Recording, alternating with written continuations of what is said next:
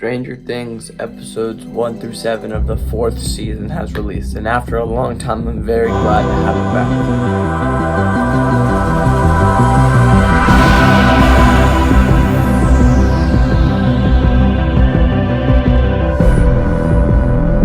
back. Stranger Things was crazy this season. I'll be going into a spoiler-free review if you guys are interested.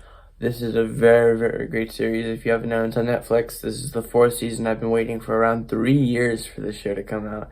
I've talked about Stranger Things before, but now I'm going to be talking about episodes 1 through 7, which is what are released of this new one. I'm going to be going spoiler-free and spoiler section. So there's something for everyone. I encourage you to check it out. Watch it. It's a great show. Go ahead and watch it. And I can tell you right now, the 4th season does not disappoint. It is not my favorite season yet, but so far I am enjoying it more than season 3. I love season 3, but this one has been crazy. It's brought a new light to Stranger Things. It's different. I would say it takes a lot of representation from the first 2 seasons, which I love.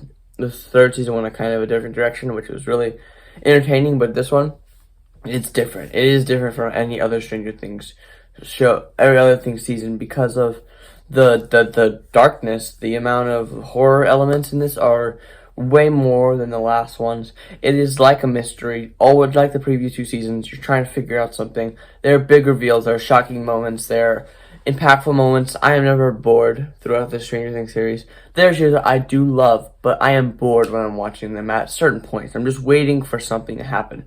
This is never the case with Stranger Things. It's never been the case with Stranger Things. And if you haven't watched this new season, just know that it is still going to be up to par with the other 3. Like, the entertainment level, I am entertained. It's just great. The characters are great. One of my criticisms is that some of the characters don't have as much time, or I don't like what they did with them as much as the previous seasons. Mainly because of time. There's more focus on other characters. Even though these episodes are an hour and hour plus long, there's still time that I wish we would have been dedicated more to characters. But it was a great season so far. There's 2 more episodes coming out that I'm very excited for, and I was shocked. I kind of made my predictions, but they were all wrong, and it's fun to theorize about this show, and I really, really love it so far. So far, I'm giving it a 9 out of 10, and that's pretty high. But Stranger Things, they've been up there, all of them. I've been addicted to the show. This is one of my favorite shows of all time, and that's the reason why I'm doing a review. I don't do many show reviews anymore, but I'm gonna talk about my favorite show, one of my favorite drama shows or mystery shows. It's a mystery, it's a horror. It's so funny. There's some moments, not as much in this season. It's not as funny as in this season, but there are some moments of charm.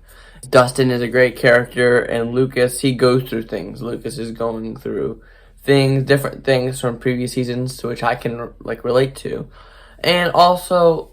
So Max is going through some crazy things that she's dealing with, stuff from happened in previous seasons. She's dealing with a lot of trauma, and there's a big part of the season is dealing with trauma, and it's really interesting, and it's super thrilling to watch. It is crazy. I've never felt like that scared in my life, and I'm going to be going into spoilers right now. So this is the end of my actual spoiler-free review. I'm going to be talking about spoilers for season 4 of Stranger Things, episodes 1 through 7 right now. So goodbye if you have not seen it. Definitely go watch it. If you haven't watched the previous seasons, go watch it. It's on Netflix, and it's a great show, and I don't think you'll regret it if you're a sci-fi and fantasy lover. Spoilers, I need to talk about number 1. Not number 1, but the character number 1. That was the biggest reveal of the season, and that was one of my favorite moments of the season. Kind of putting the pieces together and figuring out number 1 is actually Vecna. Vecna is the one going around killing these traumatized teenagers by reminding them of things of their past and actually eventually killing them, which the bodies are pretty ugly after that, so it's kind of crazy. But I love the fact that you got to piece it together. I pieced it together pretty soon. They didn't have to tell me, but right before, I was like, oh no, he number 1 is Vecna, and 11 made a mistake. 11 is going back, trying to remember her past to get her powers back. That is one plot I don't think was handled well. I like the fact that she's getting her powers back, but the way they presented it was oh, we have a special program and we're going to give you your powers back. And that was kind of just cheap. I feel like I've seen it before. That's one thing I have criticisms with. That's kind of before. And the only other criticism I have for the show is the fact that how they're saving Max right now. Max is literally just playing her favorite song, which has no connection to Stranger Things whatsoever. It's just it's very little connection to Stranger Things whatsoever, and she's just playing her song over and over again. I think that's kind of corny. I don't see a reason. I think there's less impact. If it had impact to the show, like if this was like talked about, I get it, but this is not like oh, just play your favorite song. It's okay because of the Creoles were listening to music. So, and the fact that like the guy Vecna really planned for the father to survive, and that's kind of why he survived, because Vecna wanted him to survive, so he got arrested for his crimes, Mr. Creole. But then, like, how does the music thing still work? Because we've already explained that. That's just a confusing thing for me, plot hole for me. But if you guys know the answer, please explain it. That's just one thing I have dealt with on this show. But other than that, I've had positive experience with the show. It's been pretty scary. I'm not crazy scared. I've seen scary things, but this is one of the scariest seasons of Stranger Things, and the bodies are pretty ugly, especially when the boy dies in the lake. I think his name was Patrick. He died in the lake, and then the other nerd who just died on the road, and they're all experiencing trauma. And then at the very end, Nancy starting to get those visions, and that's scary. So I wonder what's gonna happen.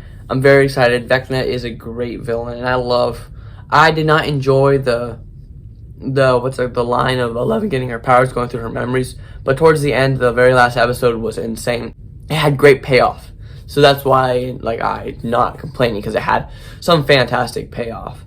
And the story arc with Will, Eleven, Jonathan, and Argyle, and Mike, obviously, that was really funny. It was kind of traumatizing because she was lying about the stuff, but it was entertaining. I enjoyed it. I think it was one of the funniest parts. Argyle is a great character. And speaking of characters, I have a new top 5 Stranger Things character, and that is Eddie Munson. The man is explored so perfectly throughout this. He is falsely accused for crimes. Obviously, he did not commit, but he's obviously not a perfect guy because of his drug abuse and obviously selling them. He's not a perfect guy. He's misunderstood deeply, and especially by the police. I don't know how they're gonna solve this with the public. Always with Stranger Things, you're how are we gonna clear this up with the public? Especially what the basketball players are trying to hunt them down. Eddie Munson is a great character because of how he reacts to it, and he's deeply disturbed, but he's obviously on our side now. He's a great character. He's different. He's clearly different from the rest.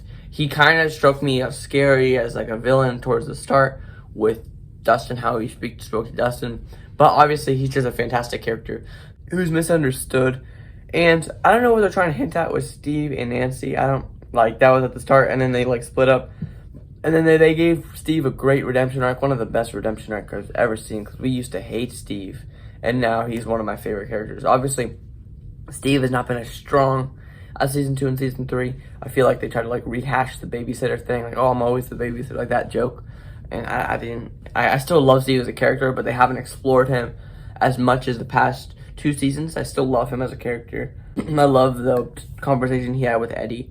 I think Eddie's a fantastic character. Eddie's the one that's getting the most exploration, and that's why I love this new character. The new characters are great. The main new character, and I really enjoyed that part about it. So what's gonna happen next? But I know the next 2 episodes are gonna be crazy. So I enjoyed the darkness of this. I was hooked the whole time. Even if I have complaints, I was still hooked. I was not interested. I was interested the whole time. I love the Hopper story arc of Joyce and Murray getting Hopper back, and how Hopper dealt with it, fighting the Demogorgon. That was kind of crazy. That it was heart-wrenching, and it was how he got caught, how the traitor, I hated the traitor when it happened. I love that whole story arc about the Russian things. I think it's insane. I'm so ready for the next 2 episodes, which are coming out July 1st, so I'll be there waiting. And comment about what you guys thought of the new season of Stranger Things down below in the comments. And yeah, see you guys in the next video. Peace out.